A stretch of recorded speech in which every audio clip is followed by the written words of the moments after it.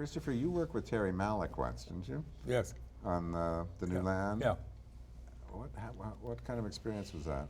Curious.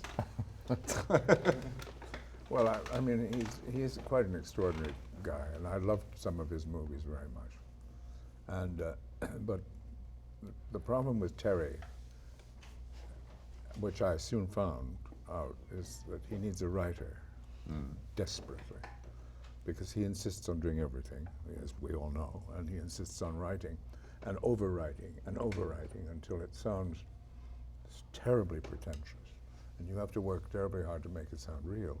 And then he edits his films in such a way that he cuts everybody out of them. You know, the story of Adrian Brody. Yeah. Didn't even know. Going to the premiere He was and the not lead. seeing He was himself on the He was the screen. lead in the movie. Yeah.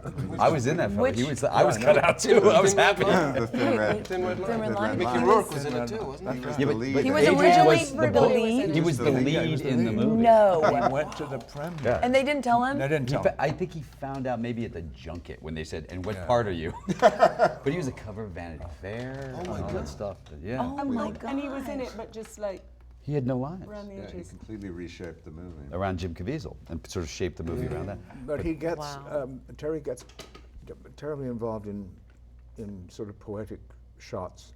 And if he comes onto a bit, which are gorgeous, Yeah.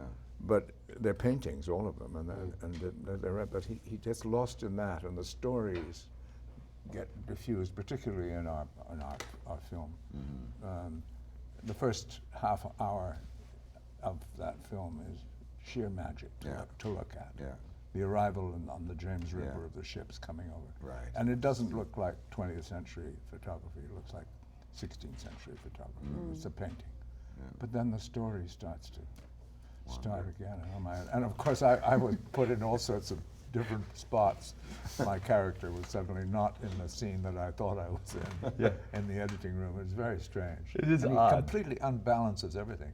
And a very emotional scene that I had suddenly was background noise. I could hear myself saying it. This long, wonderful, moving speech that I thought I was so fantastic in.